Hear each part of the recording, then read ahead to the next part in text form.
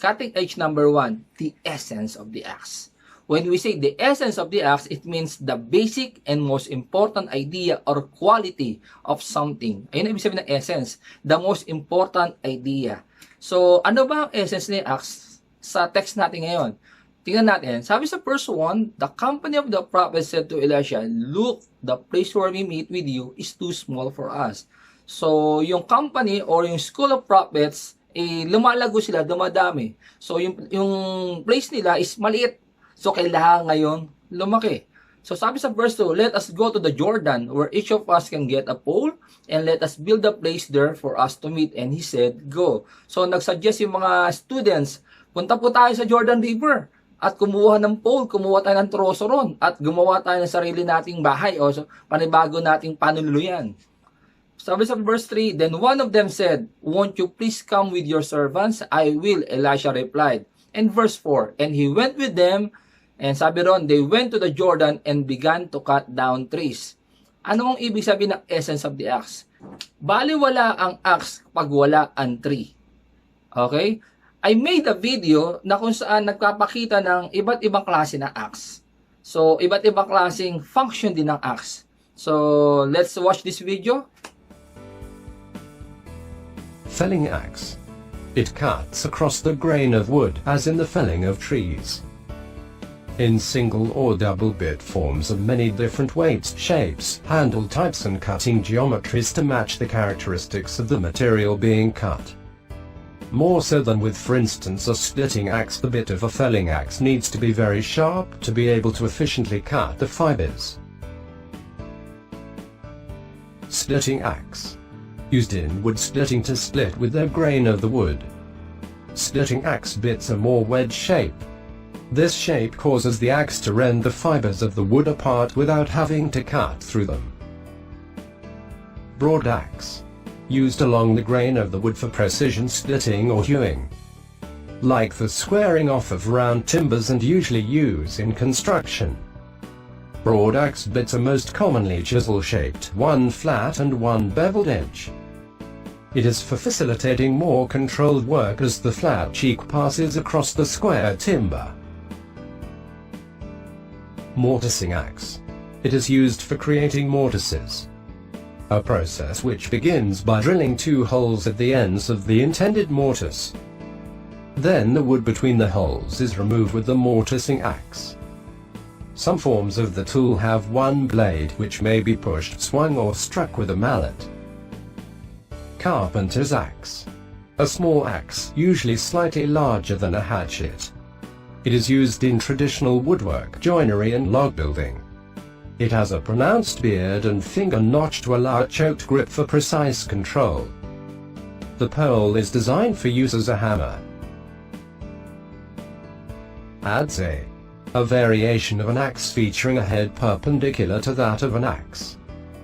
Rather than splitting wood side by side, it is used to rip a level surface into a horizontal piece of wood.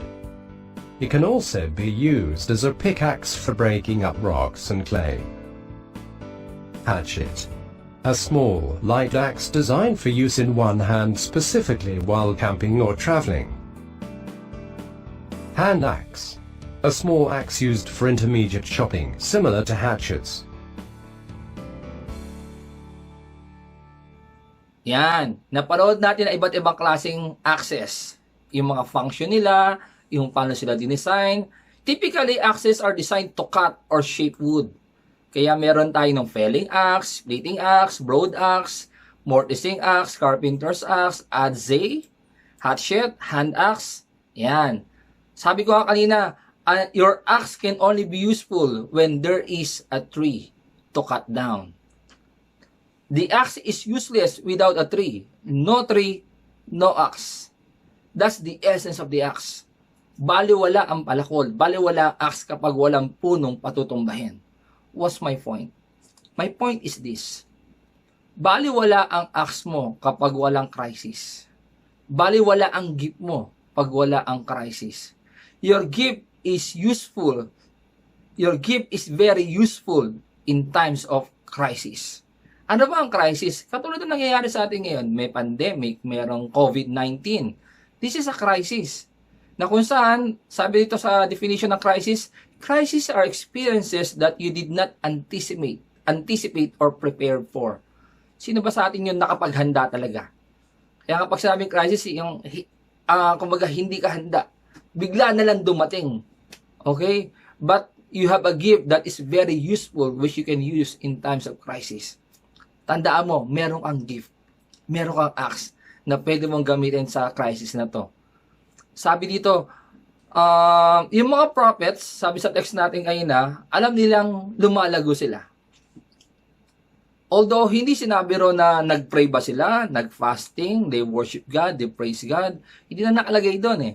But I believe, ginawa nila yon. Nag-pray, nag-fast, they worship God, nag-devotion, kasi napansin nila, uy, lumalago na tayo.